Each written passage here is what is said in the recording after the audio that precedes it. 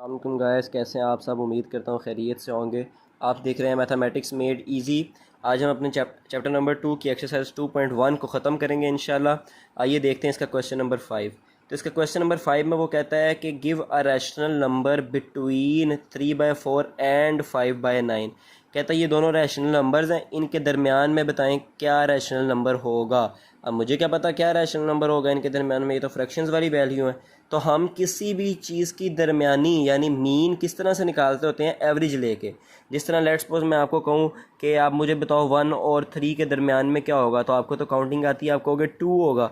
लेकिन अब जिसको काउंटिंग नहीं आती, अभी यही वैल्यूज़ फ्रैक्शन में आ जाएंगे, तो मैं किस तरह से लेता हूँ कि मैं इन दो वैल्यूज़ का मीन ले लेता हूँ, तो फिर इनके दरमियान वाली वैल्यू पता चल जाएगी। अब मीन या एवरेज किस तरह से लेते हैं कि इन दो वैल्यूज़ को प्लस करके जितनी ये टोटल वैल्यूज़ हैं, कितनी हैं टोटल वैल्यूज़, 2 है ना, तो उसको 2 से डिवाइड कर देता हूँ।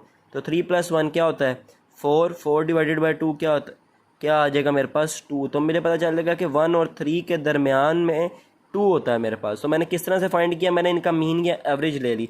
इसी तरह से रैशनल नंबर के दरमियान वाली वैल्यू, इसके और इसके दरमियान में कौन सी वैल्यू आएगी, वो फाइंड करने के लिए भी मैं इन दोनों का क्या ले लूँगा, मीन ले लूँगा। यानी ये दो वैल्यूज़ हैं, इनको जमा करूँगा और 2 से क्या कर दूँगा, डिवाइड कर दूँगा। तो मैं क्या कैसे करता हूँ, इसको सोल्व करता हूँ। 3/4 + 5/9। पहले मैंने इनको क्या करना है, प्लस करना है, फिर मैंने इनको क्या कर देना है, किससे डिवाइड करना है, 2 से डिवाइड करना है। तो मैं इस तरह लिख देता हूँ /2।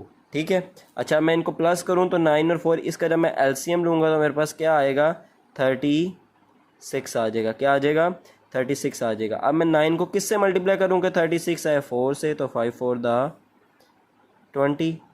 फिर प्लस 4 को किससे मल्टीप्लाई करूँगा, 36 4 9 36, तो 3 9 27। तो मेरे पास ये इस तरह इस फॉर्म में आ गई। ये जो डिवाइड था, इसको अगर मैं मल्टीप्लाई में चेंज करूँ तो इस 2 के नीचे कुछ था नहीं, तो इस 2 के नीचे क्या हुआ, इसका मतलब 1 हुआ। कुछ भी नहीं था तो 1 हुआ। जब मैं इस डिवाइड को चेंज करूँगा मल्टीप्लाई में, तो ये 1 ऊपर चला जाएगा, 2 नीचे आ जाएगा। जब भी डिवाइड का साइन मल्टीप्लाई में चेंज होता है तो आगे वाली रकम हमेशा उल्ट जाती है। तो ये 2/1 था, 1/2 हो गया। ठीक है।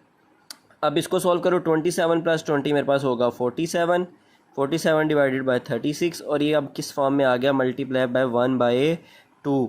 अब ये 47 1 था, मेरे पास क्या होगा 47, और 36 मल्टीप्लाई बाय 2 मेरे पास क्या आ जाएगा 72। तो ये मेरे पास आंसर है। क्या आंसर है कि ये 47/72 मेरे पास 3/4 और 5/9 के दरमियान में मौजूद है। यानी कौन सा रैशनल नंबर इन दोनों के दरमियान में है, तो 47/72 इज़ बिटवीन 3/4 एंड 5/9। तो सिर्फ इतना सा ये मेरा क्वेश्चन था, और ये बहुत इंपॉर्टेंट क्वेश्चन है। ठीक है, और ये हर साल बोर्ड के एग्ज़ाम में भी आता है और स्कूल के एग्ज़ाम्स में तो ये आता ही आता है, इसका क्वेश्चन नंबर 5। अब क्वेश्चन नंबर 6 देखते हैं। अच्छा, फिर हमारे पास क्वेश्चन नंबर 6 है। उसमें वो कहता है कि ये एक वैल्यू उसने दे दी है 0.5 और 5 के ऊपर उसने लगा दिया बार।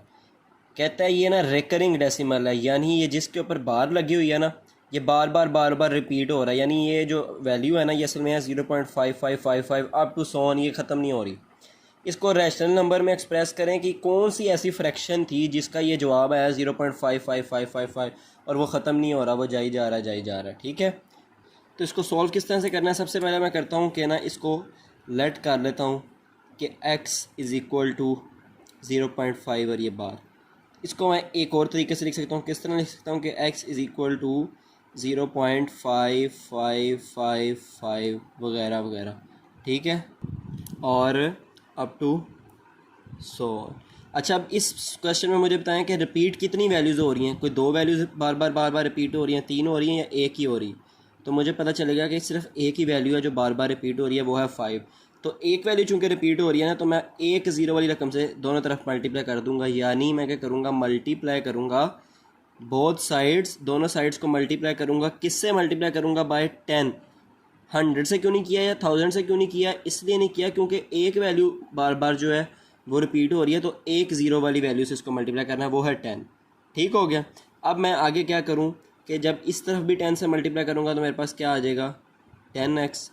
ठीक है, और इस तरफ भी जब 10 से मल्टीप्लाई करूँगा तो 10 से मल्टीप्लाई करने के बाद ये पॉइंट एक आगे शिफ्ट हो जाएगा, ये बन जाएगा 5.555 अप टू सो, ये इस फॉर्म में आ जाएगा।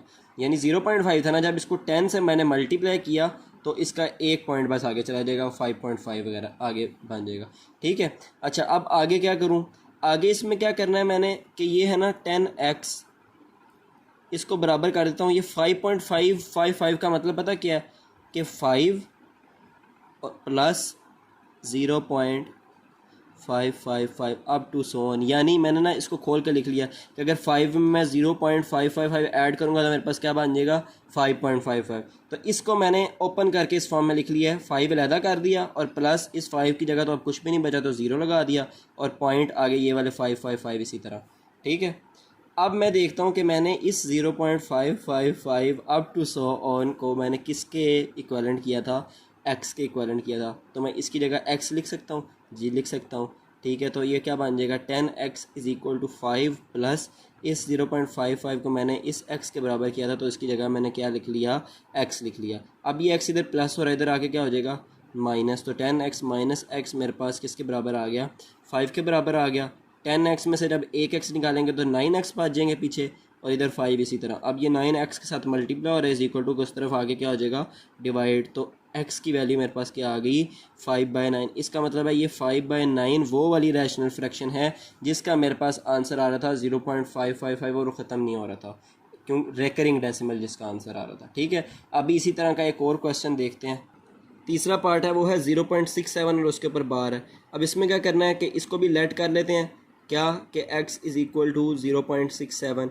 अब इसकी भी जब बार को हटाऊंगा तो ये किस तरह लिखा जाएगा, x is equal to 0.676767 up to so on. ठीक है, अब इसमें दो वैल्यूज़ बार बार क्या हो रही हैं, रिपीट हो रही हैं। तो अब मैं क्या करूँगा, इस केस में क्या करूँगा, मल्टीप्लाई किससे करूँगा ऑन बोथ साइड।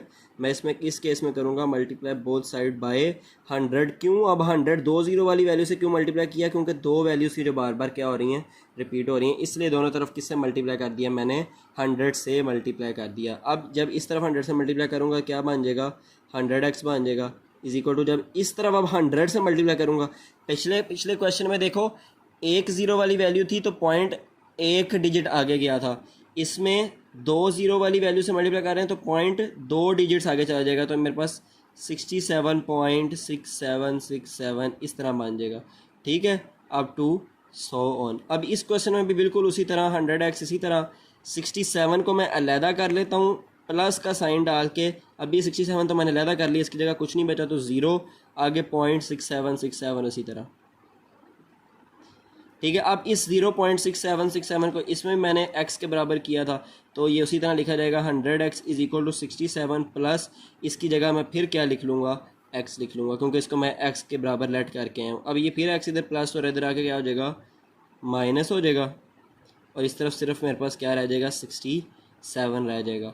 ठीक है, अब 100x में से जब एक x निकाले तो 99x बचे, एक इसके बराबर थे 67 के। अब ये 99 इधर x के साथ मल्टीप्लाई हो रहा है, उधर जाके क्या हो जाएगा डिवाइड हो जाएगा। तो ये क्या बन गया x इक्वल टू 67/99। तो ये मेरा इसका आंसर है। इसका मतलब ये 67/99 वो रैशनल फ्रैक्शन है जिसकी वजह से ये रेकरिंग डेसिमल आ रहा है बार बार 0.676767।